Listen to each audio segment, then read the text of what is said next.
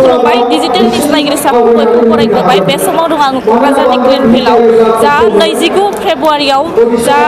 मुलुगनां गोजोननि थाखाय महाजग्य होनाय बे जग्य होनाय हाबाफारिया फुंबिलिनि 5 बाजिनिफ्राय जागायबाय 5 बाजिनिफ्राय जागायनानै मोनाबिलिनि 5 बाजिसिम 12 घन्टा बा 12 घन्टासिम बे महाजग्य होनाय हाबाफारिया सोलिबाय थागोन गोबां ब्रह्म सिबियारिजों लोगोसे गोबां रायजो राजा बिथांमोना लोब लोब बाहागो लाफैनायखौ नुनो मोननाय जादों लोगोसे जग्य होनाय हाबाफारिखौ क'अर्डिनेसननि दैदेननायाव जाफुंनायखौ जों नुगासिनो दङ बे समाव जों क'अर्डिनेसन कमिटिनि बिथांनिफ्राय फंनैसो बाथ्रा मिथिना लानि सासे क'अर्डिनेसन कमिटिनि चेयारमेन जानानै बे बुब्लियाव दा मा बुंगोन बे समाव आंथ' बिराद गोजोननाय मोनदों दिनै फुंनि 5 बाजियावनो जोङो बे अखण्ड जग्य महाजग्यनि हाबाफारियाव जोङो जागायबाय आरो बे अरा जोंनाय लोगो लोगो जोंनि गोसोआवबो बिराद मोनसे भाइब्रेसन जादों आरो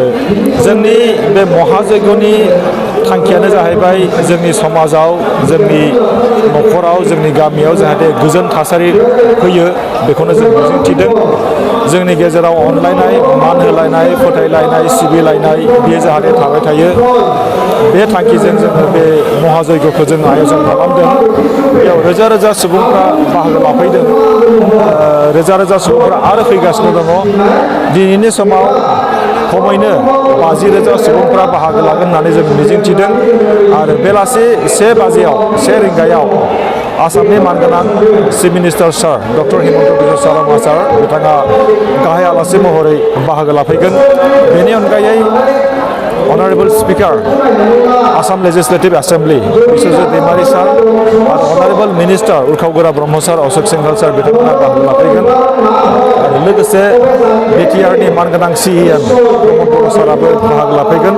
आरो बिथांमोननि बाहागो लाफैनायाव जोङो जोबोरै गोजोननाय मोनगोन जोङो थुलुंगाखांगोन आङो रायजोफोरखौ खावलायदों बे अखण्ड जग्यआव बयबो फैनानै जाहाथे प्रसाद होयो बेयाव धोरोम राव जाथि बेखौ जोङो जेबो बेयाव फारागथि लाखिनाय नङा बयबो रायजो राजाफोर फैनानै प्रसाद होयोब्ला जोंबो गोजोनगोन इसोराबो गोजोनगोन गावनि आत्मायाबो गोजोनगोन होननानै जों फोथायो आरो जोङो खोब गोजोननाय मोनदों बे मोनसे हिस्ट्रिकेल ममेन्ट जोंनि थाखाय बेबायदि महाजग्यखौ जों सिगाङाव खुंफैनो हायाखैमोन नाथाय 50,000निबो बांसिन गेदारिंजों जों दिनै बे महाजग्यखौ खुंनो हानाया जोंनि थाखाय जोबोरै गोजोनथाव सिबियारिफोरखौ मा खावलायगोन बे समाव नोंथाङा सिबियारिफोरखौ आङो बेखौनो खावलायगोन जाहाथे जेथिया जोंनि अनारेबल चिफ गेस्ट बिथाङा सफैयो बे समाव साफ्रोमबो रायजो राजाफ्रा जोंनि बे सिङावनो थानांगोन बिथांमोननि बिबुंथिखौ खोनासंनांगोन डिसिप्लिन मेनटेन खालामनांगोन बाहेरायाव जाहाथे रावबो थाया बेनि सिगाङावनो जानाय लोंनायखौ जोंनि रिसेपसन कमिटिनिफ्राय जोङो जगायनो जों नाजादों आरो जेब्ला डक्टर हिमन्त बिश्व शर्मा सारा सफैगोन आलासिफ्रा सफैगोन अब्ला जोङो सिरियै जों खोनासंगोन बेयाव रावबो प्रसाद होनाय नङा बेखिनि आरो मोनसे बाथ्राबाव जे बे महाजग्यनि थांखिखौ जाफुंसार जाहोनायाव गोबां रायजोफ्रा जोंखौ थुलुंगा होनांगोन नैबे समाव खायफा रायजोफ्रा दुखु मोननो हागौ खस्थ' मोननो हागौ सोरबा ओंखाम उखैनाय सोरबा दै गाबनाय नाथाय बेफोर खस्थ'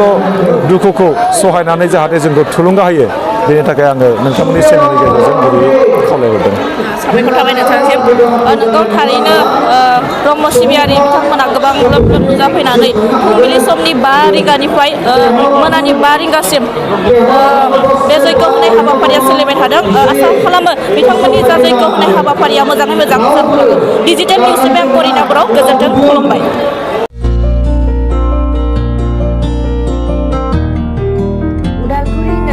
शंकरदेव मिशन हाई स्कुलनि साखाथियाव थानाय रेगिरेगां दख'ना गलायाव लफाय FNF महर ब्रेन्ड बिबार ब्रेन्ड आर'नाइ ब्रेन्ड जुरिपाट माथानि बायदि बायदि रोखोमनि दख'ना आर'नाइ ब्लाउस फालि आरो बर'नि साबसिन हामसिन आगरनि जिफोरखौ हलसेल आरो रिटेल मोन्नैबो बेसेनाव बायनो हागोन बेनि थाखाय नोंथाङा 7896313108 एबा 8471820909 जानबुं नाम्बाराव सुलाद लानो हागोन।